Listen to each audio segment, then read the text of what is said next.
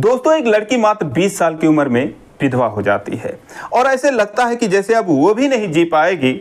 लेकिन दोस्तों वक्त गहरा से गहरा जख्म भी भर देता है। उस लड़की के साथ भी वही होता है।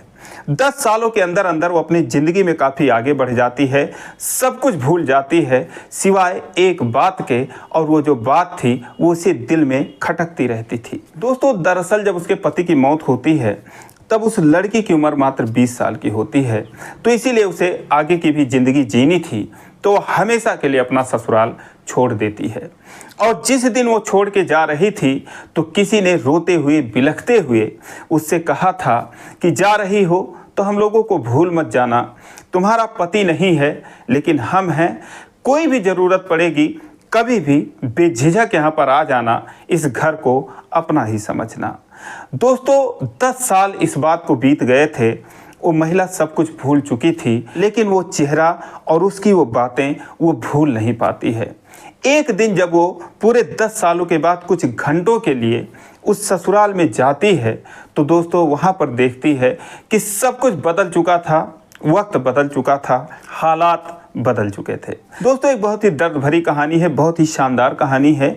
आइए जानते हैं पूरी कहानी इस वीडियो में। लेकिन वीडियो में आगे बढ़ने से पहले बस वही रिक्वेस्ट कि आप वीडियो को लाइक कर दीजिए, चैनल को भी सब्सक्राइब कर दीजिए ताकि मेरा हौसला बढ़ता रहे। दोस्तों एक कहानी है केरल के कन्नूर जिले की एक महिला जिसका नाम शामली होता है।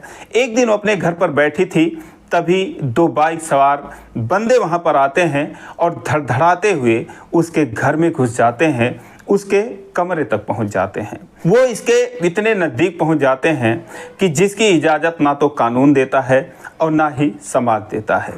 शामली डर जाती है, चुपचाप खड़ी हो जाती है, उसे कुछ नहीं बोलती, क्योंकि जो बोलना था वो उन्हीं दोनों लोगों को बोलना था। वो उससे कहते हैं कि कहाँ है हमारे पैसे निकालो। दोस्तों वो कांपते हुए कहती है कि अभी पैसों का इंतजाम नहीं हो पाया। वो कहते हैं कि अब बता तेरे साथ हम लोग क्या करें। दोस्तों वो कहती है कि 2 दिन का और मौका दे दीजिए, 2 दिन बाद नहीं दे पाऊंगी तो जो मर्जी वो कर लेना। लेकिन दोस्तों लेने वाले और देने वाले दोनों जानते थे कि 2 दिन में भी कुछ नहीं हो पाएगा, और अगर नहीं इंतजाम हो पाएगा तो इसका अंजाम क्या होगा, ये सोचकर ही शामली डर जाती है, उसकी रूह कांप जाती है। दोस्तों ये वही लड़की थी जो 20 साल की उम्र में विधवा हुई थी, आज उसकी उम्र 30 साल की हो गई थी। जब वहाँ से अपने मायके आती है तो मायके वाले उसके लिए लड़का ढूंढ रहे थे, लेकिन दोस्तों शामली बहुत ही खूबसूरत थी, बहुत ही सज्जन थी, 20 साल ही उसकी उम्र थी, लेकिन थी तो विधवा ही, इसीलिए बहुत ही मुश्किल से उसके लिए एक लड़का मिलता है। लेकिन जो मिलता है दोस्तों वो भगवान ना करे कि किसी दुश्मन को भी मिले।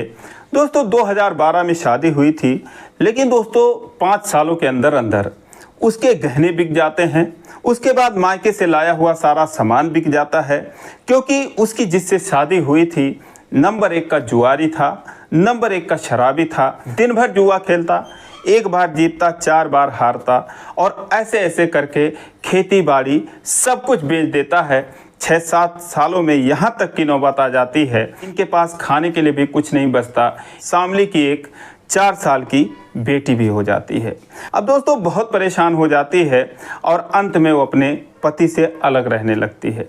किसी तरीके से इधर उधर मजदूरी करके अपना और अपने बेटी का वो पेट पालती है, लेकिन यहाँ भी उसको सुकून नहीं मिलता है। उसके जीवन का सबसे बुरा वक्त तो अभी आना बाकी था। दोस्तों ये जो भी कमाती शाम को आता घर पे इससे छीन लेता, उसके बाद जाता नशा करता, जुआ खेलता, यही सब उसके पति का काम था। और एक दिन दोस्तों एक ऐसे आदमी से 2 लाख रुपए कर्ज ले लेता है कि जो बहुत ही कुख्यात होता है, एक हिसाब से जुए का वही सरगना होता है। अब जब वो भी पैसे कार्तिक जुए में हार जाता है तो उसे अंदाज़ा हो जाता है कि अब उसका क्या हाल होने वाला है।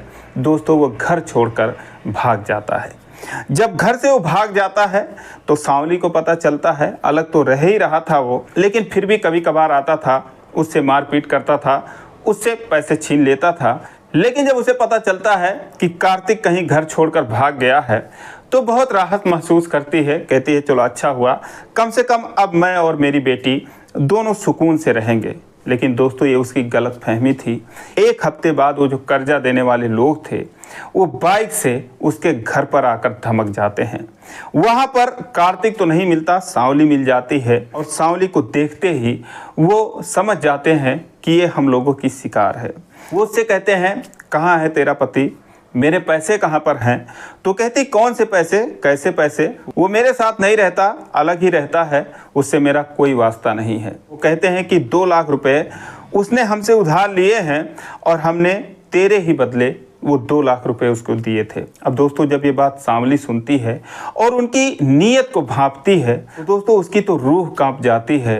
वो उन लोगों को टालना चाहती थी, इसलिए वो कहती है कि कोई बात नहीं, अगर कर्ज लिया है तो मैं दे दूंगी, लेकिन 1 महीने बाद दूंगी।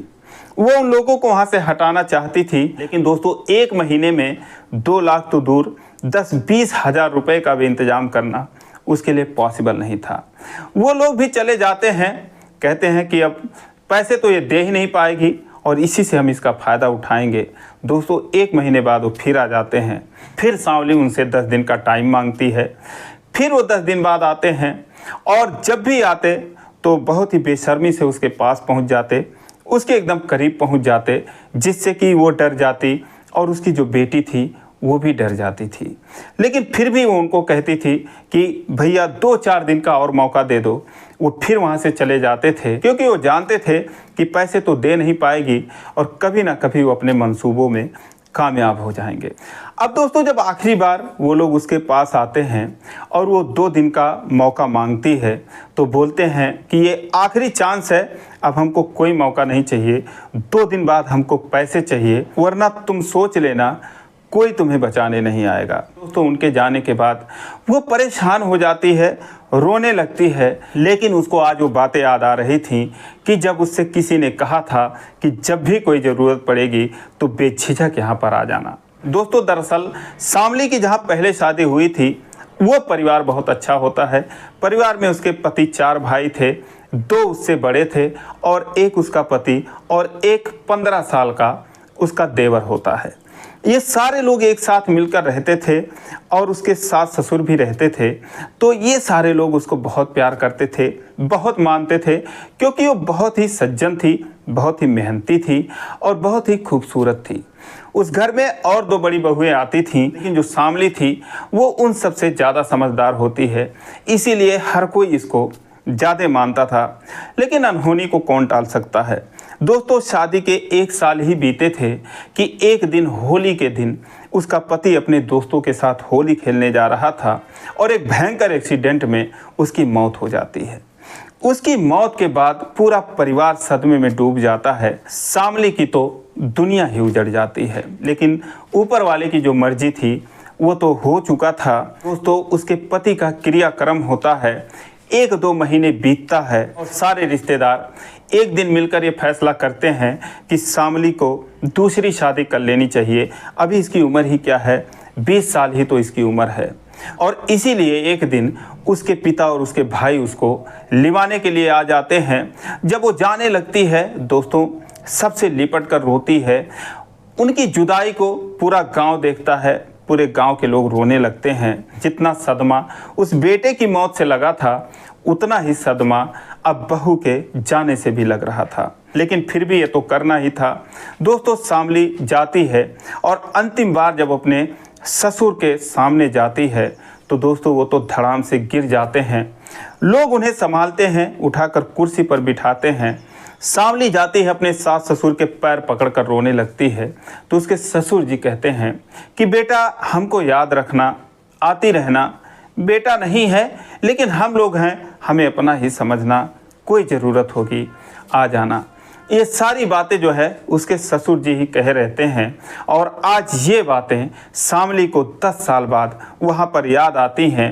और आज वही दिन था दोस्तों, वो सोचती है कि अब चल रही हूँ, उसी घर पे कुछ मदद मांगती हूँ, वहीं से कुछ मदद मिल सकता है, क्योंकि मायके वाले भी इतने सक्षम नहीं थे। और कोई अन्य रिश्तेदार तो था ही नहीं कि जो शामली को 2 लाख रुपए दे देता। यही सोचकर वो ठीक 10 सालों बाद अपने ससुराल के लिए चल देती है। सुबह सुबह निकलती है, 70-80 किलोमीटर दूर वहाँ से उसका वो ससुराल होता है। वो वहाँ पर दोपहर को पहुँचती है। सड़क से जो उसके ससुराल का गाँव था वो 5 किलोमीटर दूर होता है। वहाँ से उसको पैदल जाना था। मई का महीना था, गर्मियों का दिन था। वो और उसकी बेटी एकदम बेहाल थे। तभी एक लड़का जो है वहाँ पर बाइक ले आता है। सांवली उसको रुकाती है, बोलती है भैया मुझे फला गांव जाना है, छोड़ दोगे क्या?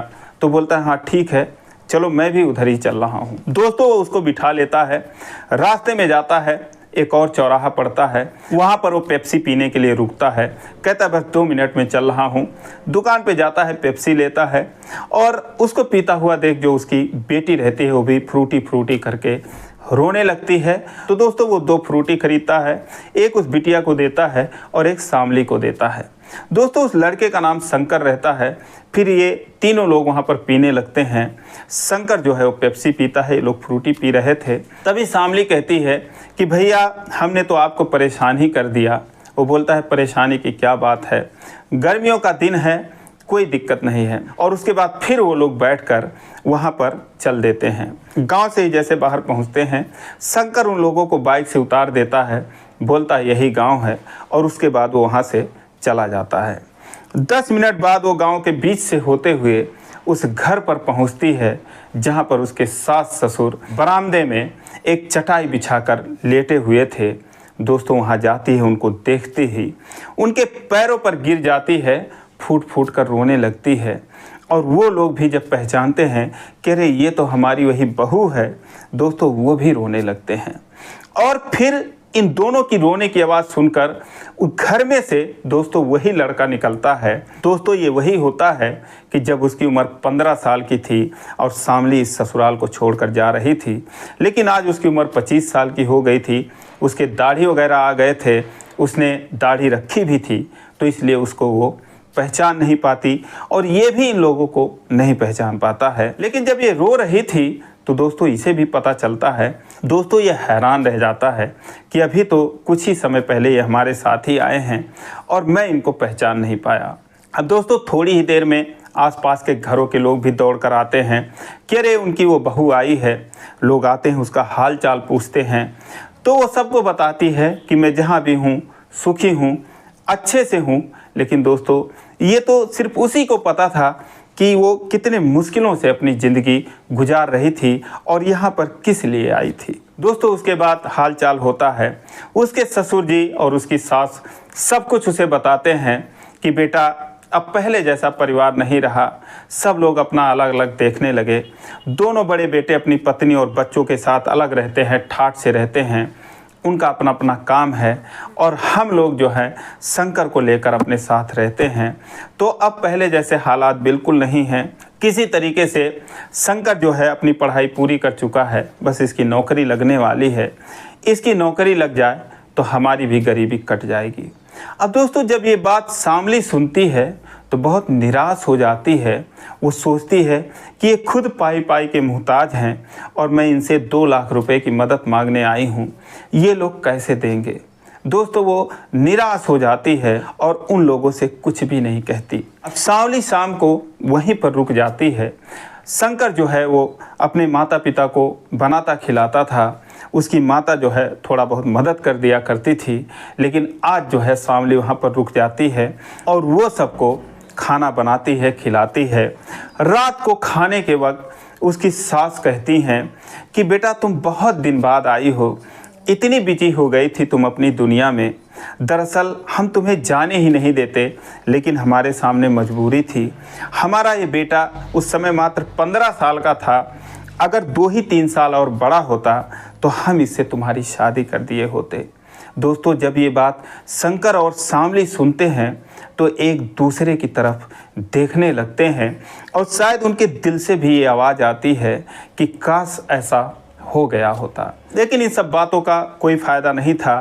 तो दोनों एक दूसरे के चेहरे को निहार कर अपनी अपनी नज़रें झुका लेते हैं, क्योंकि दोस्तों जब उस समय उसकी उम्र 20 साल की थी, शंकर महज 15 साल का था, शादी हो नहीं सकती थी, उम्र का गैप बहुत ज़्यादा था। लेकिन अब वो 30 साल की हो चुकी थी, शंकर की उम्र भी 25 साल की थी।